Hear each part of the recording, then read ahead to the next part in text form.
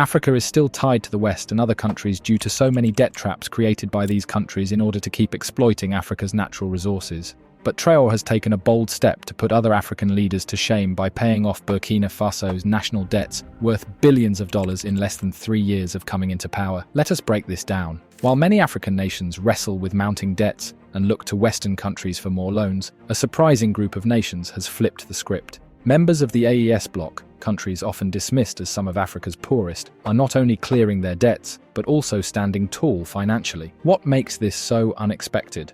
Well, these countries have been largely cut off from Western support due to their military-led governments. Add to that the constant battle against insecurity, and it seems like the odds would be stacked against them, yet they're thriving. Take Burkina Faso as an example. This nation recently announced it has paid off an impressive 3,000 billion CFA francs, about $4.79 billion of its domestic debt. Not to be outdone, Mali has also been steadily repaying its internal obligations, settling around $332 million. But here's the burning question. How are they managing this, especially when so many other countries are struggling to keep up? To understand this, we need to rewind a bit. For years, these nations relied heavily on Western financial aid to keep things running. In fact, aid made up more than half of their national budgets. When military coups swept through these countries, the West responded by freezing all financial assistance. The US halted its annual $500 million aid to Niger. The European Union stopped funding projects in Niger, Burkina Faso, and Mali. The plan: cut off the money and force the military leaders to step aside. Simple, right? Not quite. Instead of crumbling under the pressure, these nations found ways to survive and even thrive without Western handouts. They're funding development projects, paying off debts, and proving that they can stand on their own feet. Burkina Faso has been especially proactive. Prime Minister Dr. Apollinaire Joachim Kielem de Tambela recently shared their progress at a national economic forum. Since early 2024, the country has tackled billions in domestic debt, a move designed not only to stabilize their economy, but also to support local businesses. This shift is more than just financial. It's symbolic. By focusing on internal debt, Burkina Faso is sending a clear message. They're prioritizing their people and their economy over reliance on external loans. Of course, the road hasn't been smooth. Domestic debt in the country has actually grown slightly, rising by 5.4% from December 2023 to mid-2024. Yet, even with this challenge, and the added strain of security issues, the government has found ways to secure funds from regional markets to keep moving forward. If you are still watching this video, it means you love it, and you love the good work Traore is doing. Why not take out a second and hit that like button? Have you done that? Let us move on. Since Ibrahim Traore took charge, Burkina Faso has managed to raise a staggering 2,083 billion CFA francs, with investor confidence so high that some funding opportunities were oversubscribed by 220%.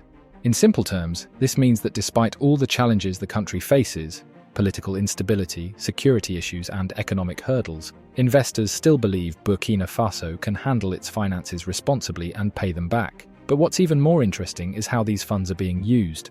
Instead of splurging or relying on foreign help, the government is directing the money toward essential projects, like building roads, improving schools, and expanding access to clean water. These investments are the foundation for a self-reliant economy, one that won't crumble every time external support wavers. This strategy stands in sharp contrast to the typical playbook followed by many African nations. Usually they lean heavily on loans from global financial institutions like the World Bank or IMF, which often come with strings attached. That's exactly what Traore wanted to avoid. He made a bold decision to reject financial assistance from the IMF altogether. To put things into perspective, Africa's total debt stood at around $1.8 trillion in 2023. That might sound like a lot, but it's actually smaller than the debt of some individual countries. For example, Germany owes roughly $2.9 trillion, more than the combined debts of the entire African continent. So why does Africa struggle so much with its debt when richer nations owe even more? The difference lies in who they owe and how they borrow. Wealthy nations like Germany, the US, and the UK mostly borrow money from their own people or local institutions in their own currency. On the other hand, many African nations borrow from foreign lenders in dollars or euros, making it much harder to repay, especially when their own currencies lose value. Here's where it gets tricky. Over 30% of Africa's debt comes from development organizations like the World Bank and IMF. While these loans are meant to help, they usually come with harsh conditions, like cutting back on spending for public services. That often leaves citizens worse off in the long run. Critics argue that this system is a modern form of colonialism. Thomas Sankara, the legendary former leader of Burkina Faso, called debt a weapon of neocolonialism. He believed these financial arrangements were designed to keep African nations dependent on their former colonizers. During his presidency, Sankara refused to take loans from the IMF or World Bank, and even tried to rally other African nations to collectively reject paying debts to their old colonial powers. Traore seems to be following in Sankara's footsteps. He's openly critical of institutions like the IMF and World Bank, seeing them as tools of economic control that keep developing nations stuck in a cycle of borrowing and dependency. When a country borrows money from organizations like the IMF or the World Bank, it's like walking into a trap with no easy way out. The economic policies that come as part of the deal often do more harm than good, weakening the country's economy instead of strengthening it. That's why Ibrahim Traore, Burkina Faso's president, has made a bold stand. He firmly believes that nations tied to these loans will never achieve real economic freedom. His decision to reject IMF assistance isn't just about money. It's a statement about putting his people first and protecting their future. But it's not just about economics. When countries accept loans and aid from the IMF or World Bank, it opens the door for political interference too. These organizations, often controlled by Western powers, influence decisions that should belong to the people of those nations. Over time, this interference has created a system where some African leaders prioritize Western interests over their own people's needs. Traore isn't having any of that. He's been clear that Burkina Faso will stand on its own, free from Western meddling. By borrowing from domestic lenders instead of foreign institutions, his government ensures that the money stays within the country. This strategy not only strengthens the economy, but also avoids the external pressures that often come with international loans. This approach has already shown results. Burkina Faso has paid off a whopping 4.79 billion CFA francs of its domestic debt, an incredible achievement. And they're not alone in this effort. Mali is also following a similar path, with plans to pay $332 million of its internal debt. Mali's economic minister, Alouseni Sanu, shared this update on state television, emphasizing that this repayment is being funded entirely from resources generated within the country. What makes this even more remarkable is that Mali, like Burkina Faso, no longer relies on Western financial aid. They're proving that African nations can sustain themselves without outside help. For too long, aid from the West has done more harm than good. It has painted Africa as a helpless continent, unable to solve its own problems. This narrative not only damages Africa's reputation, but also reinforces a cycle of dependency. And let's be honest, Western aid isn't the selfless act it's made out to be. It's often just another tool for exploitation. The funds rarely make it to the people who need them most. Instead, they vanish into the pockets of corrupt officials or are used for poorly planned projects that offer no real value. Take Senegal as an example. Millions were allocated to boost cattle production in a specific region, but the results? Barely noticeable. Most of the money disappeared before it could make a difference. Or look at South Africa, where the European Union funded a theatre production to raise awareness about HIV/AIDS. The play, which cost millions, was widely criticized as ineffective and wasteful. Worse, it consumed a significant chunk of the country's health budget, leaving little to address the actual crisis. These aren't isolated incidents. Across the continent, stories like this are common, and Western governments know it, yet they continue to funnel money into these broken systems. Why? Because for every dollar they give, they take much more in return. Western aid isn't about charity, it's about control. It keeps African countries dependent and unable to fully realize their potential. But leaders like Traore and countries like Mali and Burkina Faso are showing the world that there's another way forward. Imagine this. Every year, Africa receives about $133.7 billion in aid, but at the same time, $191.9 billion is drained out of the continent through things like debt payments, profits taken by multinational corporations, and illegal money flows. That means Africa loses a staggering $85 billion annually, and yet it's still labeled the world's poorest continent. How does this happen? Well, a lot of the so-called aid that Africa receives comes with strings attached.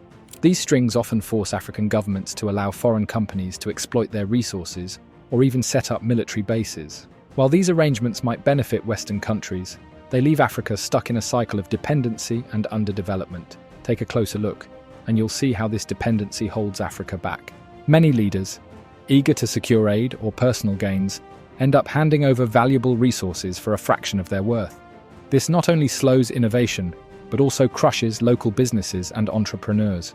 For instance, consider the corn that international organizations send to Kenya as aid. Instead of helping, much of this corn is sold cheaply on the black market, leaving local farmers unable to compete. When farmers give up, the country loses its ability to sustain itself, making it even more vulnerable during future food shortages. The same thing has happened in industries like textiles. In 1997, Nigeria's textile sector employed over 137,000 people. By 2003, that number had dropped to just 57,000. Why? Because second-hand clothing from Europe flooded the market, sold at prices so low that locally made clothes couldn't compete. Over time, factories closed, jobs disappeared, and an entire industry crumbled.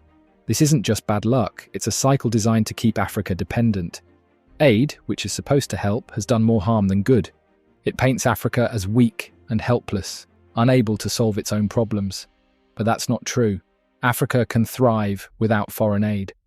When there's no free aid distorting markets, local farmers will grow food, local industries will rise, and African countries will trade with each other. Without constant interference, they'll build their own infrastructure and create self-sustaining economies. We're already seeing proof of this. Mali, Niger, and Burkina Faso have shown that it's possible to survive, and even thrive, without Western handouts. Burkina Faso, for example, has launched ambitious projects in agriculture, transportation, and infrastructure, all without relying on Western aid. The same goes for Niger and Mali, where governments are finding ways to fund their initiatives locally. If these countries, often considered the poorest in Africa, can do it, what's stopping economic giants like Nigeria, Egypt, or South Africa from doing the same? Recently, Burkina Faso's Prime Minister delivered a powerful speech on national television. One key point he made was that it's better to live in a poor but strong and independent nation than to be wealthy in a weak and dependent one. He argued that Africa's poverty is not natural, it's the result of deliberate efforts to destabilize its leaders and weaken its governments. Strong states, he said, are essential for development. Without them, there's no stability, no security, and no progress. He even reflected on the legacy of Thomas Sankara, suggesting that if his vision for Burkina Faso had been allowed to flourish, the country could have been on the path to true development within a decade. To build a strong and independent nation, governments must navigate around the traps set by powerful global players who aim to keep African states weak and easy to control. These traps often come disguised under noble-sounding concepts like human rights, freedom of speech, and modern state institutions, but their true purpose is far more insidious. The Prime Minister of Burkina Faso recently shed light on this during a compelling speech, where he challenged the narrative pushed by Western powers. He argued that Africa has always understood the importance of human rights and social harmony, long before colonizers arrived. When Europeans came to Africa, they found kingdoms and societies that were not only well organized, but culturally rich. So much so, they couldn't resist stealing African art to display in their museums and lavish homes. The Prime Minister emphasized that African societies had systems in place to protect the rights of various social groups, enabling them to thrive. But today, the concept of human rights has been twisted into a tool for Western control. By funding certain groups and using these rights as a pretext, Western powers infiltrate governments, manipulate institutions, and weaken the very foundation of these states, all for their own benefit.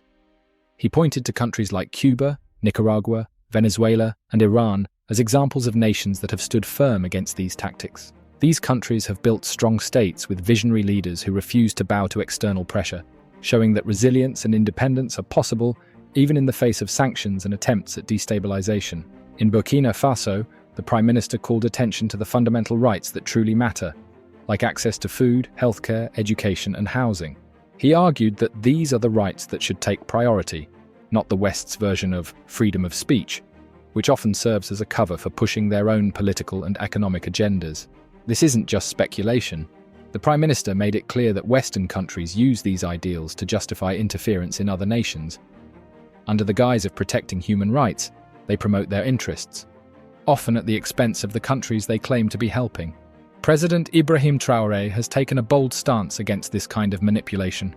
He has declared that neither Burkina Faso nor the other AES countries will be pawns in advancing Western interests. This hasn't gone unnoticed.